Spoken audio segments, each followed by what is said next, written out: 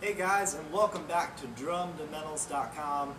This is the second video in the series of the 4 on the floor, which is a really cool groove that everyone uses, especially in country music, all the time. This week around, I want to show you guys basically how to vary the 4 on the floor. Now, I gave you some examples in the previous video. If you didn't see it, you should totally go check it out. It was really fun to make. This one is going to show you how to vary the hi-hat. And so mostly we're talking about hi-hat with the stick this week. So it could be your right hand or your left hand, whatever you play your hi-hat with. For me, it's my right, so I'm going to say vary the right hand. So if I say the right hand, I'm talking about the hi-hat for me. So basically, I want to show you guys a breakdown of what we can do. And so if we remember, the 4 on the floor is the bass drum coming in on the quarters. So 1. That's the basis of the 4 on the floor. If we were to take and change this right hand hi-hat pattern up, we could come up with all kinds of things. And I want to show you guys kind of just a very random groove, but I want you to see what we can do with it. So check it out.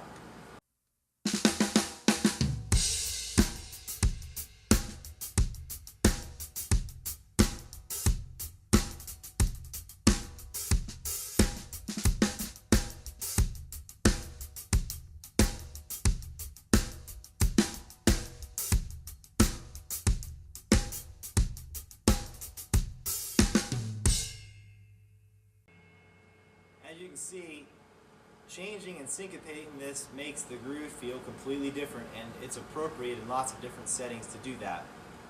So I want to walk you guys through a grid of practice that I do that develops the right hand over this basic pattern. The pattern is the ostinato, which an ostinato is something that always stays the same. The ostinato is this.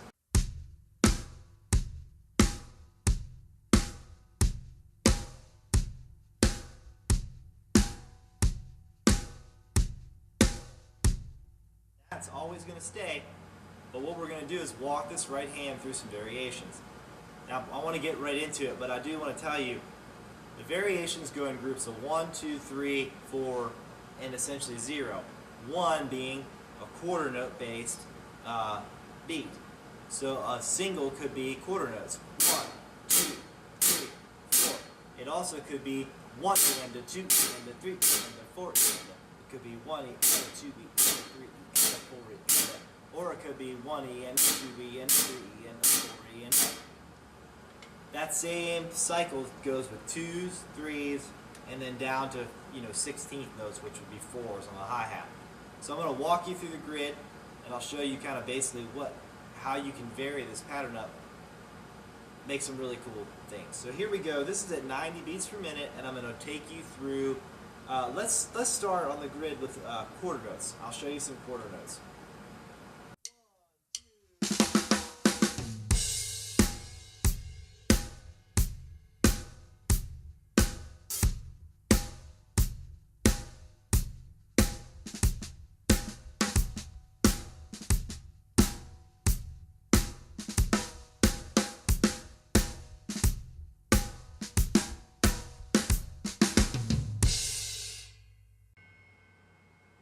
So that would be single quarter notes. Let's say that we go into the 2s and we do 1 E and the 2 E and the 3 E and the 4 E. So 1, 2, 3, 4. So here's what it sounds like in the groove.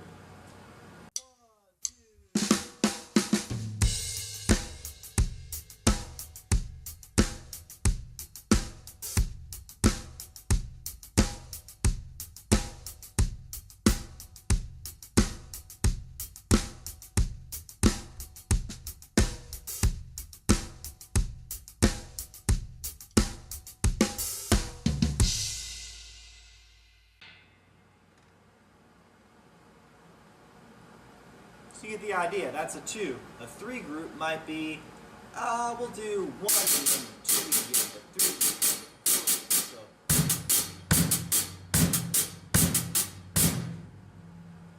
make sense? Here we go.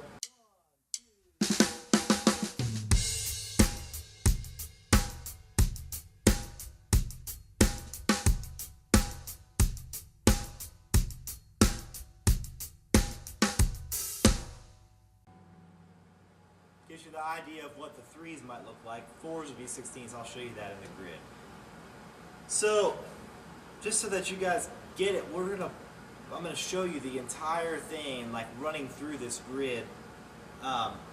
Benny Greb does a video. I can't remember the name of it, but it's the language of drumming. He has this. This is the grid that he uses in that video, and I use it for tons of stuff like this. I'm gonna walk you through the grid, doing a couple bars between, probably 4 bars of each pattern.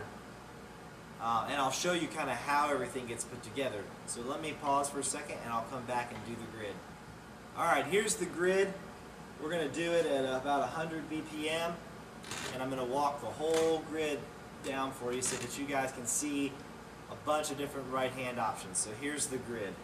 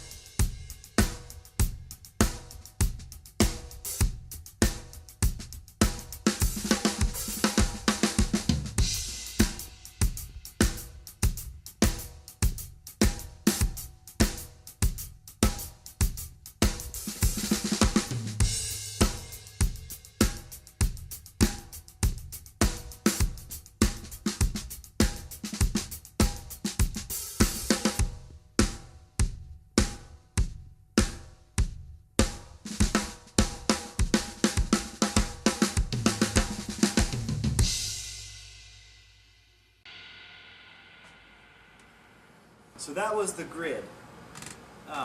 Broken down into smaller chunks, what the grid really is a bunch of patterns that I just strung together. The way that I work on the grid is not like that. It's a much slower process. So I'm going to show you the basics of how I'll work on the grid. Let's say that I'm working on the 2 pattern that goes 1 E and a 2 E and a 3 E and a 4 E and a. I'm working on that 2 pattern. What I'm going to do is I'm going to take it really slow and I'm going to build it. So it'll start with maybe just the kick and the hi-hat, which might look like this. 3, 4.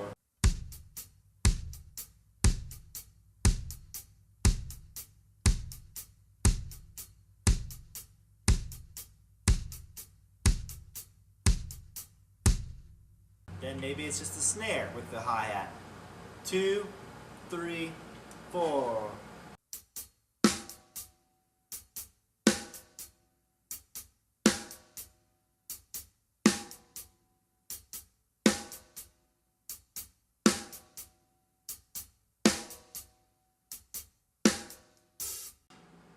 Then together, be like this.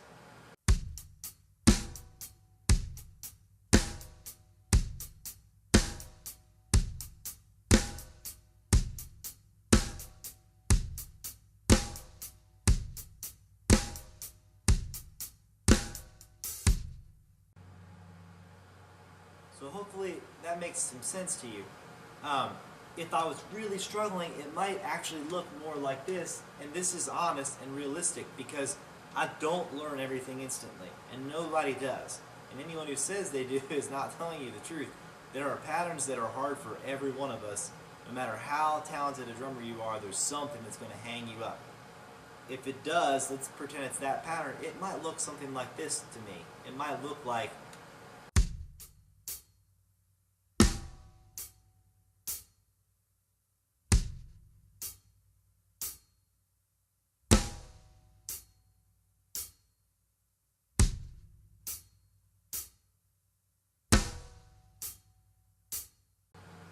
there is no shame in starting that.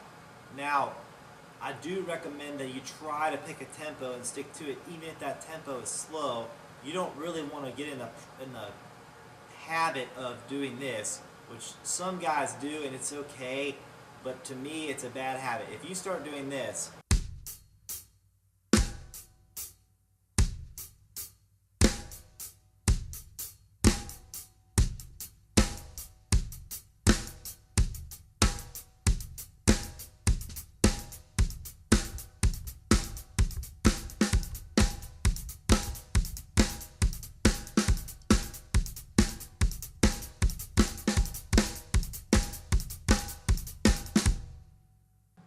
what are you teaching yourself?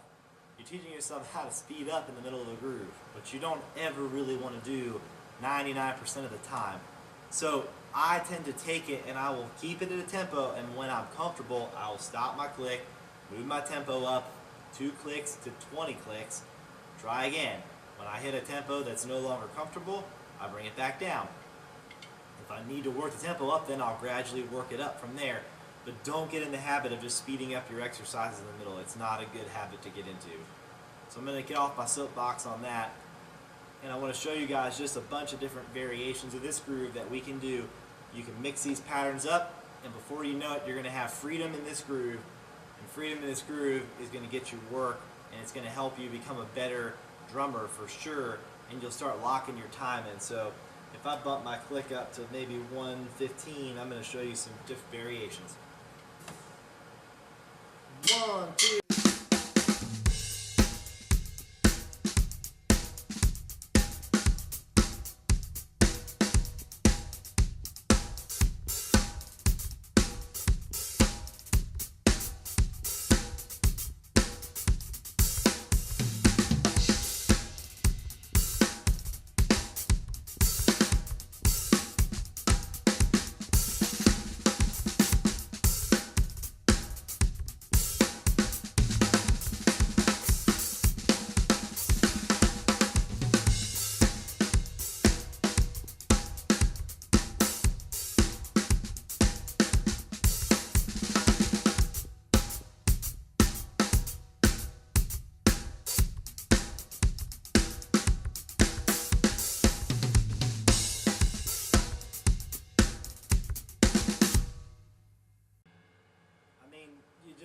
You can start combining them.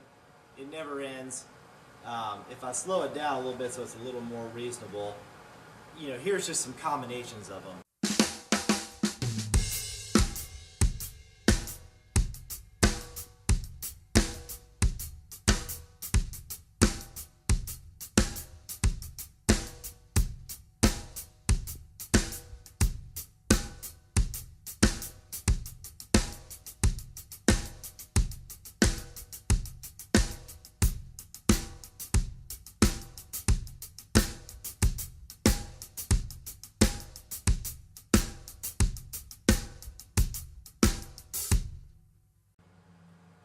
I'm going to continue to develop this more in the next series, which will be more hi-hat variations, but I'm going to show you guys how to do lots and lots more with that.